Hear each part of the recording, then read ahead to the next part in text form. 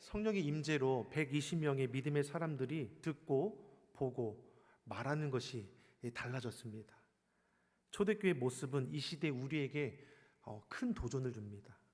서로가 주님 안에서 모이는 것을 기뻐하고 각자의 소유를 각 사람의 필요에 따라서 나누어 주기도 했습니다.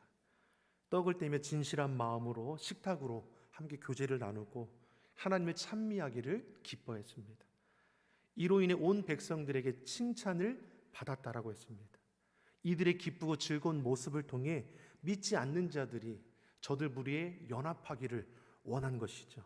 날마다 구원받는 영혼들이 많아졌다라고 기록하는 것입니다. 이들이 은혜 받으니까, 주의 은혜와 사랑 안에 거하고 있으니까 하나님을 향한 그 헌신과 서로를 향한 수고스러움이 결코 힘겹고 버거운 것이 아니라 즐겁기만 했다라는 것이죠. 그러한 기쁨의 모습이 저들의 삶의 자리에 있는 그대로 드러나게 되니까 절로 구원받는 자들이 많아지게 되는 것입니다. 늘 얼굴을 찌푸리고 교회 오는 사람이 있으면 무슨 생각을 하겠습니까? 믿지 않는 사람들이 아유, 저렇게 고달픈 표정으로 교회 가나 보다. 교회 나올 때도 이렇게 찌푸리는 얼굴이 있으면 어떤 오해를 하겠습니까? 도대체 교회에 무슨 일이 있으면 교회만 나오면 저렇게 얼굴을 찌푸릴까? 하지만 믿는 자는 그렇지 않잖아요. 교회 나올 때도 찌푸릴 수 있지만 은혜 받고 나가니까 얼굴이 환해져서 야, 정말 주의 은혜가 넘치는 자리가 다르구나. 이런 은혜의 길이 되게 간절히 축복합니다. 여러분, 은혜 받고 돌아가서 늘 이제 다툼이 일어난 일이 아니라 내가 받은 은혜가 큰 사람이 먼저 이해하고 배려하고 용납해 줄 수 있는 그런 마음의 넉넉함이 있기를 간절히 축복합니다. 우리 그 마음으로 곁에 계신 분들 이렇게 축복할게요. 내가 더 사랑하겠습니다. 아멘이시죠? 은혜 받은 자는 더 사랑하는 것이죠. 주의 사랑 가운데 뜨겁게 살아가는 자는 누가 뭐라 하지 않아도 내가 더 헌신하고 수고하는 것입니다. 그런 선한 공동체가 우리 시온성교회 될 줄 믿습니다.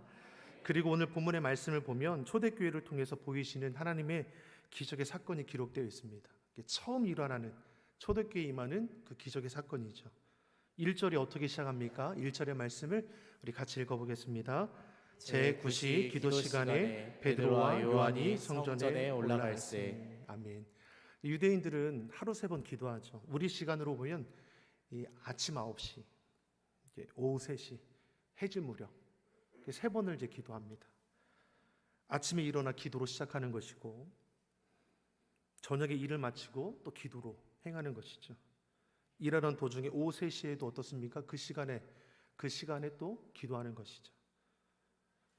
이들이 그렇게 했다는 것은 그들 마음 가운데 무엇입니까? 늘 하나님 중심으로 살아갔다라는 것이죠. 그러게 하루 3번 내가 시간이 돼서 성전에 올라갈 수도 있고 그렇지 못할 때는 어떻게 합니까? 성전을 향하여 손을 들고 기도하는 것이죠. 9시만 되면 기도 들고 이렇게 기도손이 들고 기도하는 사람들이 이제 보이는 거죠. 기도 시간이 돼서 성전에 올라가서 기도하는 사람도 있지만 그렇지 못한 사람들은 예루살렘 성전을 향해서 가만히 서서 손을 들고 기도하는 거죠. 오후 3시가 돼도 이렇게 기도하고 해질 무렵이 돼도 믿는 자들이 다 곳곳에서 기도하고 있는 것을 보게 되는 것입니다. 지금 베드로와 요한도 어떻습니까? 기도 시간이 되어서 성전에 지금 올라가는 거죠. 성령 충만하며 받은 은혜로 인해서 어떻습니까? 그 시간 안에 그 은혜에 참여하고자 올라가고 있는 것을 오늘 우리는 볼 수 있는 것입니다. 그런데 기도하러 가던 가운데 누구를 만나게 됩니까?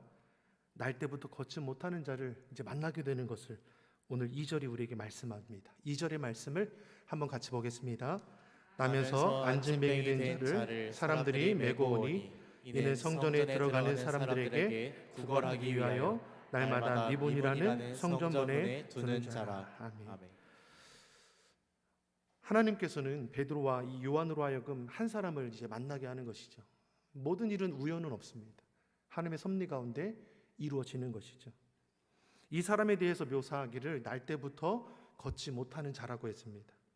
무슨 이유인지 나오지는 않지만 태어날 때부터 불구로 태어난 것입니다. 그는 누가 보아도 어떻습니까? 불쌍히 여김을 받는 자입니다. 또한 사람들이 메고 와서 성전 미문에 구걸할 수 있도록 옮겨두었다라고 했습니다. 혼자서는 가지도 못하기 때문에 누가 데려다 준 것입니다. 그리고 자신의 그 불구한 모습으로 먹고 살아갈 수밖에 없는 그 연약한 인생임을 우리가 알 수 있습니다. 이러한 나면서 걷지 못하는 자가 어떤 희망을 가지고 살아갈 수 있을까? 그에게 내일에 대한 기대가 있는 것인가? 내일이 없는 사람, 미래가 없는 사람, 꿈이 없는 사람이 할 수 있는 것이 무엇이겠습니까? 세월이 지나간들 이 사람이 달라질 수 있을 것인가? 사람은 세월이 지남에 따라서 성숙해지고 변화가 일어나야 합니다. 현재의 고난은 앞으로 다가올 소망 가운데 능히 이겨낼 수 있는 것이죠. 그러나 나면서 걷지 못하는 이는 무엇 하나 기대할 수 없었다라는 것을 이 단편적인 기록으로 우리는 예측해 볼 수 있는 것입니다.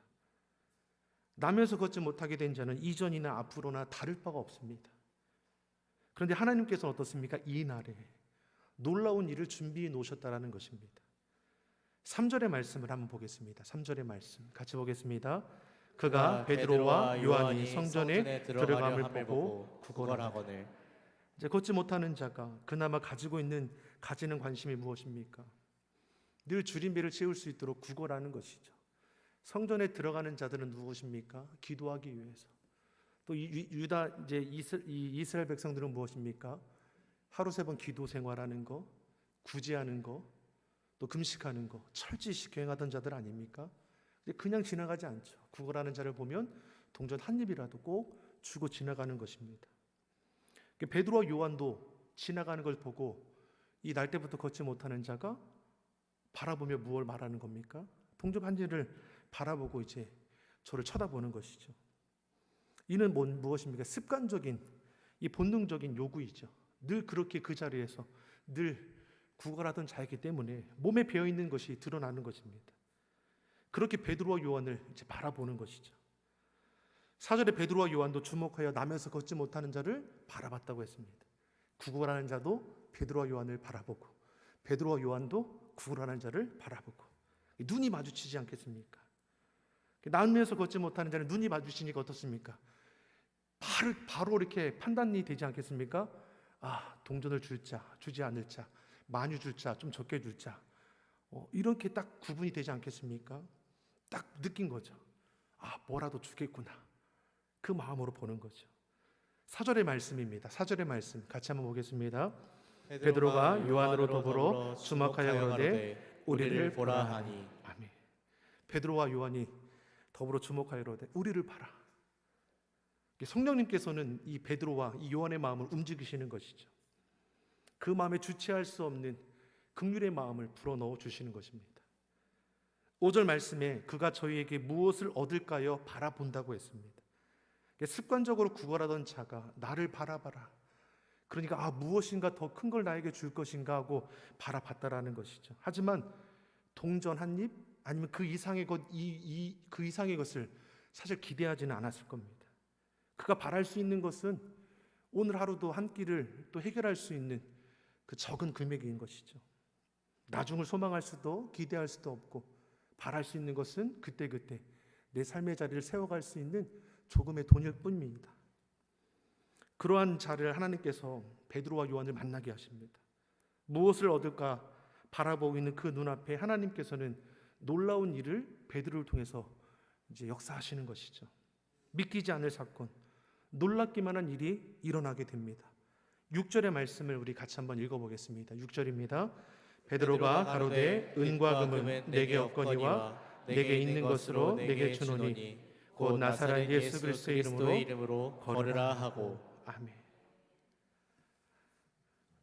사랑하는 성도 여러분, 베드로가 무엇이라고 고백합니까? 내게 있는 것을 준다라고 선포하죠. 이 날때부터 걷지 못하는 자는 상상할 수도 기대하지도 못하는 그 놀라운 고백이 이 베드로의 입에서 나오는 것입니다. 베드로가 말하는 것은 자기는 이해할 수 없는 거죠. 불가능한 것이라고 여길 것입니다. 그런데 베드로의 입을 통해서 불가능하고 상상해 보지 못했던 그러한 놀라운 고백이 터져 나오는 것이죠. 내가 바라는 은과 금은 내게 없다는 것이죠. 베드로 요한도 저가 나를 어떻게 보는지를 아는 겁니다. 은과 금을 바라는 것이죠. 재물을 바라는 것입니다. 하지만 그것은 내게 없다. 하지만 내게 있는 것으로 너에게 주노니 나사렛 예수 그리스도의 이름으로 일어나 걸어라. 사람의 생각으로 이러한 선포를 할 수 있겠습니까? 없습니다. 다시 말하면 지금 베드로는 사로잡혀 있는 것이죠. 성령에 사로잡혀서 성령의 말하게 하심을 따라 놀라운 선포가 이루어지는 것입니다. 저의 삶을, 저의 입술을 주관하시는 분이 성령 하나님이시죠. 자신이 하고자 해서 기적이 나타나는 겁니까? 결코 그렇지 않습니다. 기도하러 가던 중에 보게 하셨고 그 순간 성령님께서 저의 말과 행동을 붙잡아 주셨습니다. 그리고 예수 그리스도의 이름이 선포되었습니다. 사랑하는 성도 여러분, 능력은 내게 있지 않습니다. 예수 그리스도의 권세가 능력이 있습니다. 예수님의 이름이 능력이 있습니다. 우리가 하나님 앞에 기도할 때 누구의 이름으로 기도합니까? 예수 그리스도의 이름으로 기도합니다. 중보자가 되시고 구원주가 되시는 우리 예수 그리스도 주님만이 능력이 되시고 그분 안에 거할 때 우리가 그 능력을 나타낼 수 있는 것이죠. 예수님이 누구시기에 능력이 있습니까? 빌립보서 2장 6절이 우리에게 이렇게 말씀합니다. 같이 읽어보겠습니다. 그는 근본 하나님의 본체시나 하나님과 동등됨을 취할 것으로 여기지 아니하시고. 예수님은 하나님이 되시죠. 그런데 우리의 죄를 위하여 이 땅 가운데 육신을 입고 오셨습니다. 우리의 죄를 대신해 십자가에 죽으셨습니다. 죽음으로 끝났습니까? 죄와 사망을 이기시고 부활하신 주님 예수 그리스도이시죠.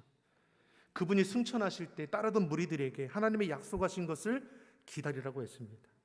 그 약속하신 것을 믿고 기다리던 중에 오순절 날에 성령의 임재를 경험했습니다.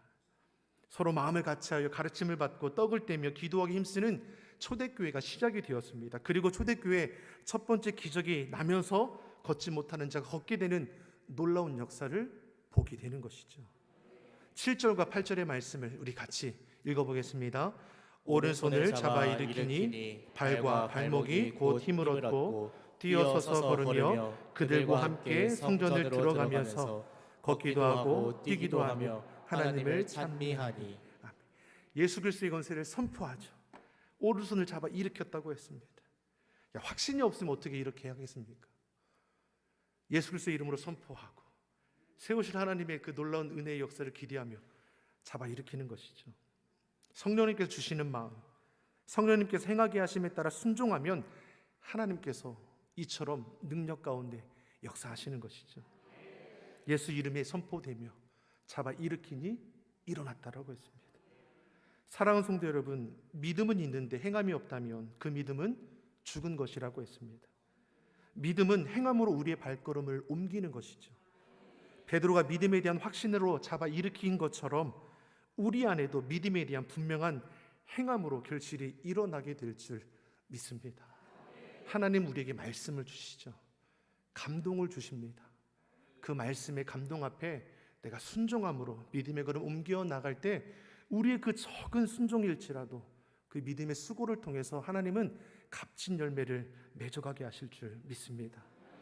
남에서 걷지 못하는 자가 발과 발목에 힘이 생겨서 처음 걷게 되었습니다.